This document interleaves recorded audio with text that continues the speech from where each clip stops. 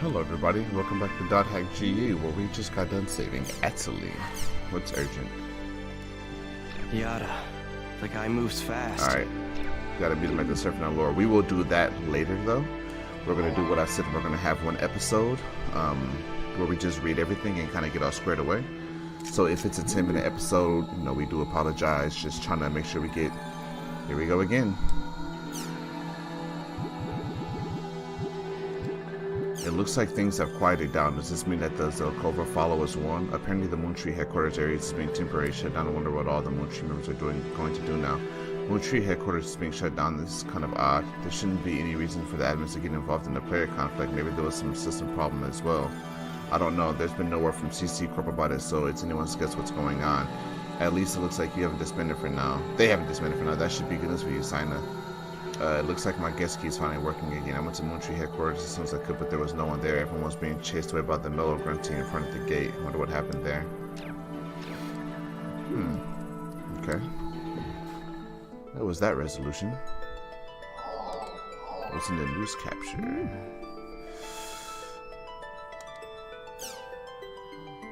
Whoa. According to neighbors, a man was reported to have fallen from a 13-story apartment building which he resides around 11 p.m. last night. When the police arrived, they found the 19-year-old college student laying in the parking lot of his building with a fractured skull. He is currently hospitalized and remains unconscious. He survived that? The man was wearing a khaki-colored jersey and M2D. Upon his discovery, police believe the man jumped on his own volition for unknown reasons based on signs that he had forced his way over the iron railing in front of his apartment. The man lived alone in an apartment owned by his parents. He had no social problems at school. His friends told the police that he was going on a trip to Okinawa the next day and was really looking forward to it. There's no way he'd do anything like this. Several residents in the man's building say they heard a man shouting around 11 p.m. that he sounded like he was surprised and scared at something. Last night at 11 p.m., an unidentified 19-year-old man fell from a high-rise apartment complex in Tokyo, landing on a car below. The man, who was barely alive when paramedics reached him, suffered injuries to his skull and upper body. The police are investigating the matter as both an accident and a possible crime. Yo. Ooh. New colors added to red casual, pink cute, purple chic, and white cool, huh? Brand new color variations have been added to the explosively hot M2D, which set new sales records upon its launch. It remains difficult to find even now. The new colors introduced are rose red, pearl, pink, royal, purple, and crystal white. The makers of the M2D hope to attract female users with a stylish new lineup. According to a poll conducted by CC Corp last month, over 60% of those who said they owned one or planned to buy one were male. Also, both male and female students showed a strong interest in the M2D, with far more owners in their early 20s owning the device than any other age group. On the other hand, women aged 20 and up were found to have the least interest in M2D. In fact, women over 40 who said they didn't know of it, had only heard of it, or had no plans to purchase it, made to 50% of the poll. M2D makers then used this data to create these new colors, but they didn't stop there. They went on to create new female-only support dials, revised manuals of cute new illustrations, and included memory chips that contain diet and fortune-telling software bonuses. Truly, it seems they are leaving no stone unturned. In preparation for the new colors, an M2D cafe has opened up in Aoyama, Tokyo. The stylish country-style shop has everything from its open seats to private rooms, and no men are allowed inside.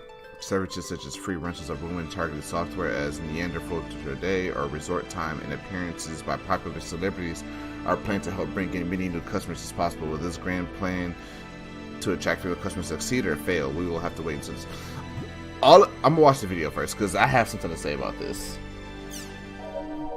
Casual, cute, chic, cool. Introducing new colors for the micro monocle display. Reality unfolds on the other side. Like, didn't this happen in a different, like, a lot of these because this game was released like the early 2000s, I believe, guys. Like, I'm trying to think of when Dot Hack came out.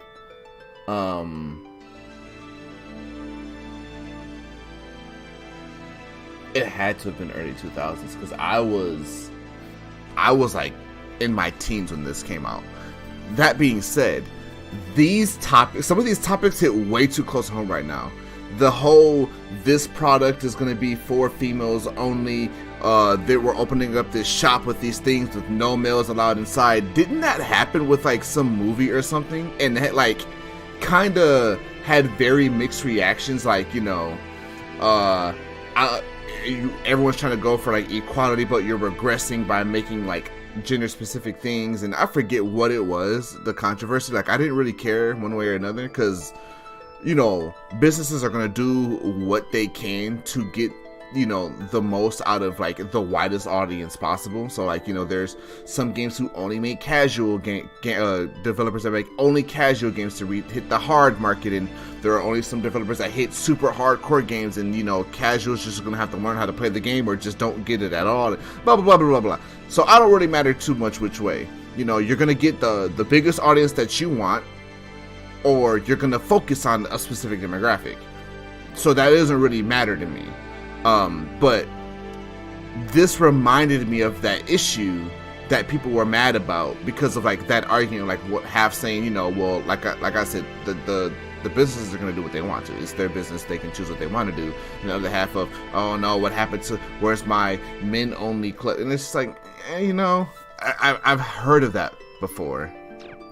It just reminded me of it. And like, I guess my whole take on it is, you know, I don't care. Like, yeah, it would suck if you would want to go into the shop as a dude and you can't, but, you know, it's not like it's the end of the world if you can't get into the dang shop, you know. Yeah. I'm a lot more laid back when it comes to things like, oh, you can't do that, really? I guess. Unless it was like something that like really, really mattered to me, like, you know, like if it was a split for no reason. So say, okay, Dot Hack came on, I was like, oh, only these people get to play it. And it's like, well, why? You know, like that game literally seems like it's for everyone. What's like the big, you know, focal point of why it's a specific group? Like with the shop will have a lot of things catered to female customers. So on a general sense, there's not a whole lot of reason for a male to be there, you know, like you get, then there's the whole extended topic of like, you know, identification with, you know, with yourself and everything. Then that's a whole different issue. I'm just meaning strictly for that one topic, like, oh, well, why can't I get into this venue? Because I'm a guy. I mean, look in there. Is there anything that would do you want to get in there just because you can't get in there, or are you trying to get in there just because there's actually something in there that you want to get into? Because if you want to get in there just because you can't, then that's pretty immature. You just need to, you know, chill out and go do something nuts, you know. Well, I want to get in just because I don't want, even if I get in, I'm not going to do anything. I just want to get in there. Really? Is that big of a deal? Seriously?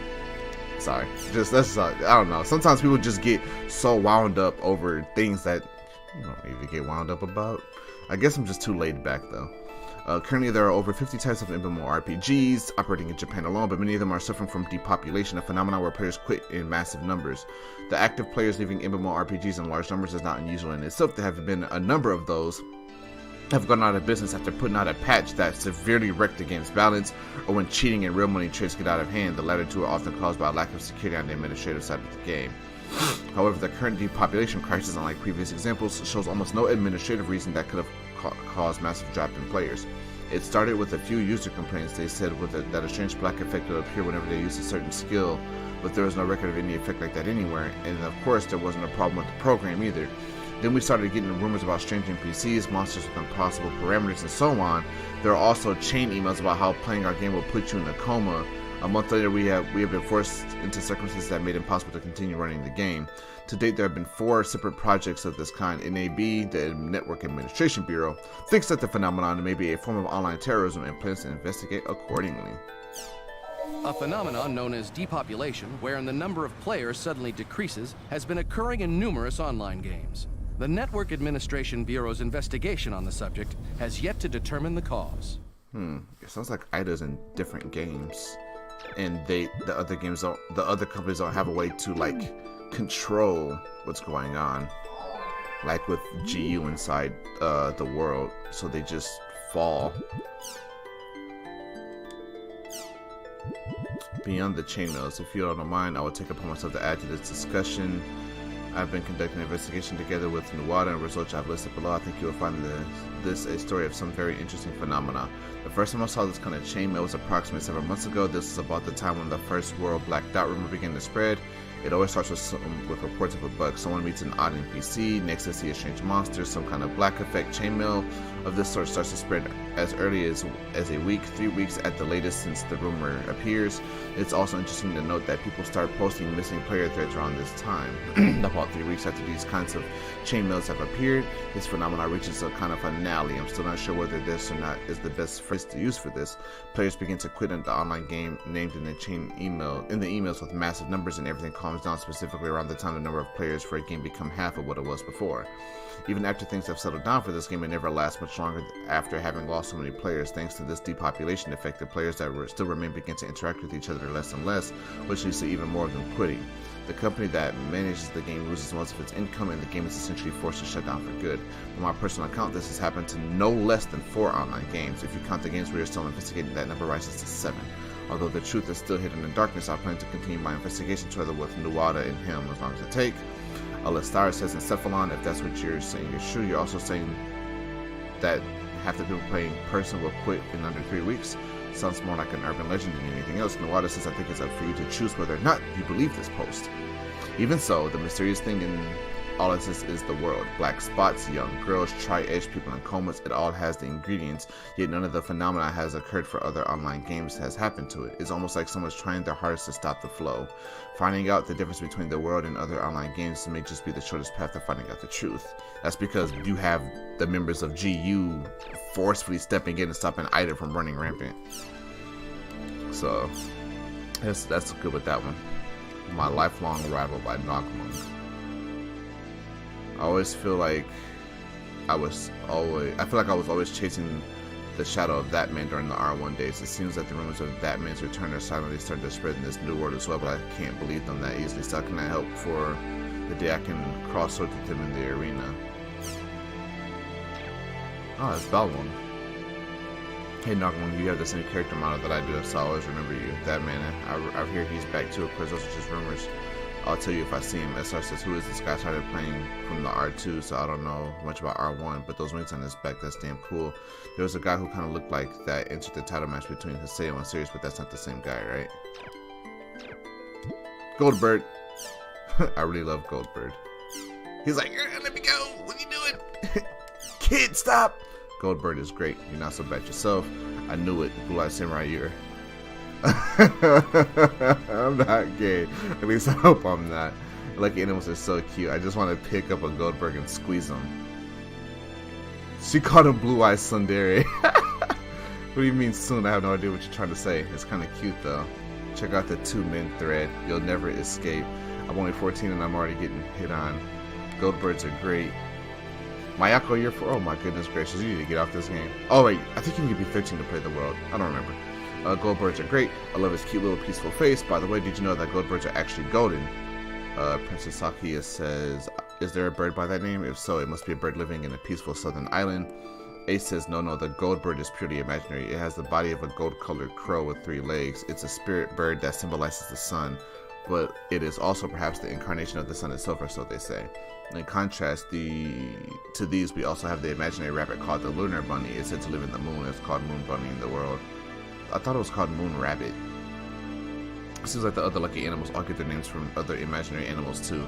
Why not try looking at them sometime? Yeah, because there's Sleipnir, which is, you know, a horse, a mythical horse. I had no idea. I shall be sure to investigate the origin of lucky animals' names immediately. Oh wait, I still have other things. If you're in a guild. Oh wow, if you're in a guild, you can see those cute little creatures known as grunties. I've heard that they copy their mannerisms of their guildmaster too. Death grunty. In fact, they say that they mimic you down to your true self, which makes me kind of frightened personally.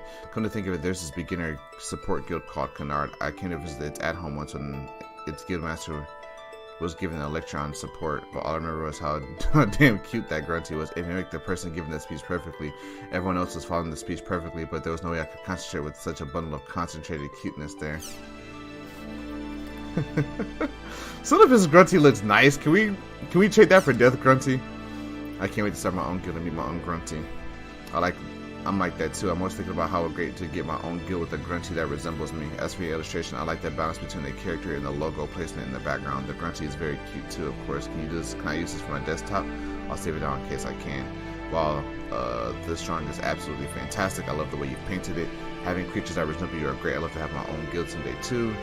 I know, right? When you love to have your own guild, my level's pretty up there. Maybe I really can make my own guild now.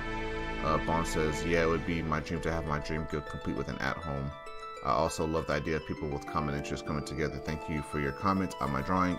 I wasn't sure if I was able to properly bring out the true grunty appeal. Indeed, it would be great to have a creature that resembled you.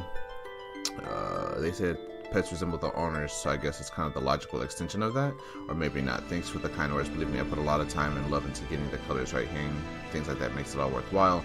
Oh yeah, it would be awesome. Come to think of it, I have no idea what it takes to go about making your own guild. I'll have to look that up. Hey, and did he answer that one guy if he wanted to use the desktop?